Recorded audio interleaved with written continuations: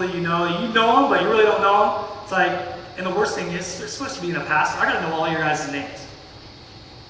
Like, and if I forget, it's like, hey there, guy, hey there, buddy, It's like, do you know God that way? Hey there, what do I call you? God, that'd be good, It starts out as an acquaintance, but you start hearing his voice, you start connecting with him. Now it becomes like that friend, Now it's no longer an acquaintance. You know his name. It's like, yeah, what up, man? You really don't hang out with him too much, but you kind of know him. But then you move after that, you start communicating with them more, and now they become a really good friend. And then they move from that to like a family member. We have friends that you might as well just come over to the house, man. Just stay at the house, be part of the family, right? That's what I love about the church. We were just in our prayer meeting, earlier this morning, just thanking God for so many brothers and sisters that we have this bond together, right?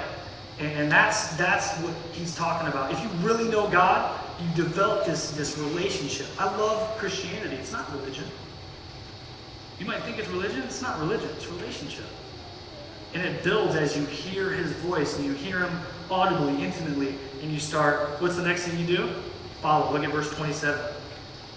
So not only do my sheep or my people, this is Jesus, the great shepherd, talking to his followers, his sheep. He says, my sheep, number one, hear my voice, but number two, they follow me. And that's the question to you. Do you really know God? I can know if you really know God. You know why? I can see if you're following him. Are you living a life of obedience? Yeah, I know God, man. Yeah. Then there you are, just rocking at the bar. Just taking them down. And, hold up, man. It's so me. Yeah, I know God. Man, me and God are like this. Me and Jesus, we go way back, man. And yet, he's telling you what to do, and you're completely opposite. That just happened to me. It was so embarrassing. I'm one of the assistant coaches of my boys' baseball team. And one of my boys went down swinging, just with. Holmes has got a good swing, too. I just blew it past him, and I was like, felt like Nolan Ryan out there. But anyway, he struck out, and he's like walking back. I'm like, yo, hustle! He looked at me. I said, what? Hold up, man. It's like great, and I think that's some of us, right? God says clearly in his word, do not be drunk with wine, which leads to dissipation. It's going to ruin your life. It's a loving dad going, don't do that, dog. Don't do that. You're going to shoot yourself in the foot and bleed out. Life, don't do it.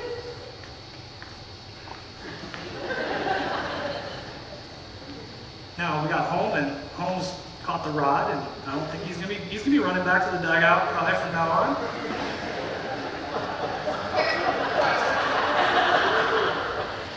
Unfortunately, sometimes that's with us. Now turn to 1 John. Let's take a look at this. You note takers, you can write this down too. Luke 6, verse 46 is a great passage. It says, "Why do you call me Lord, Lord, and do not do the things that I say?"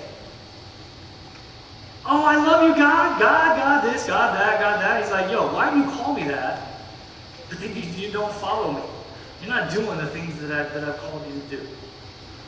1 John, again, this is another smaller book written by the Apostle John. It's part of what we call the general epistles. It's not written to a specific church. It basically was written for general circulation among the church in this time. But same dude, same Apostle John, close homeboy of Jesus here. Look at 1 John 2, chapter 2, and we're going to start in verse 3. We're going to look at a couple verses here. Again, do we really know God? Do we really know him? This litmus test that we're studying today. 1 John 2 and 3. Now, by this, we know that we know. I love that. We know that we know him. If, what? We keep his commandments. Verse 4 says, he who says, I boxed that in my Bible. I put it in my pencil. I just boxed that in. He who says, I know him, and does not keep his commandments is a liar. And the truth is not in him. But whoever keeps his word, truly, the love of God is perfected in him. I love that. That love that the Father has for you.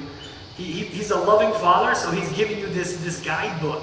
because he knows what's best for you, right? And so the one that really knows him opens that word and then asks, your dad to give you the ability to walk this. And look at it, the love of God is perfected in you because you're walking in his commandments. You're walking in what he knows is best for your life.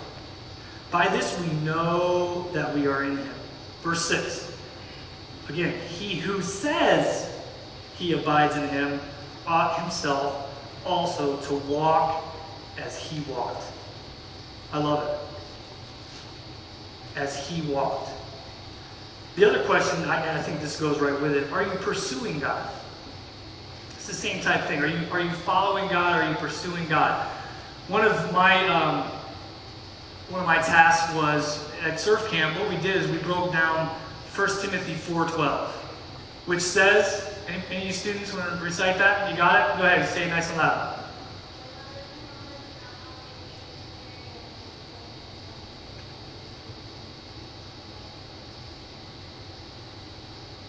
Very good, right?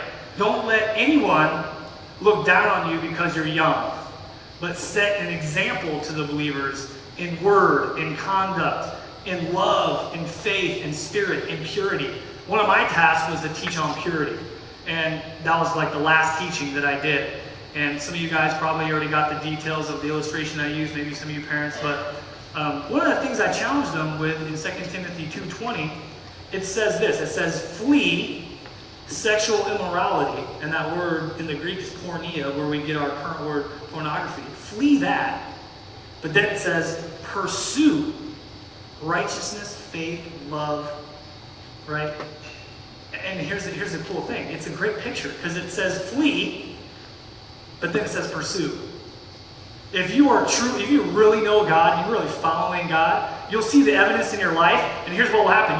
You're going down this path, and you'll hear from God, he'll challenge you, and then you'll do like a 180.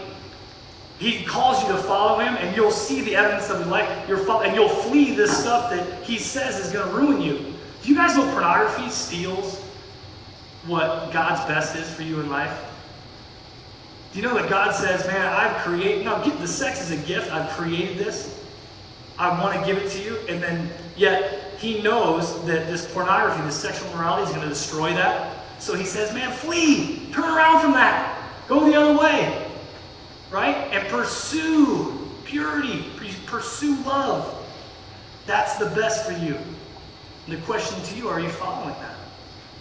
That will allow you to see if you truly know God.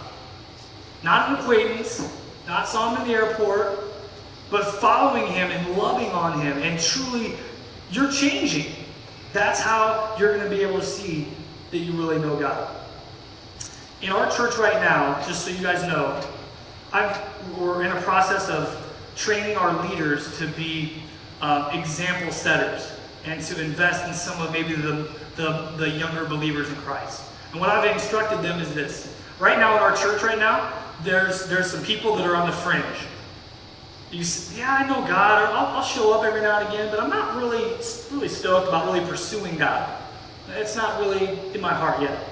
And so I call you guys, you're the fringe guys. And what I tell our leaders is to pray you guys, the fringe, into the serious, the pursuer.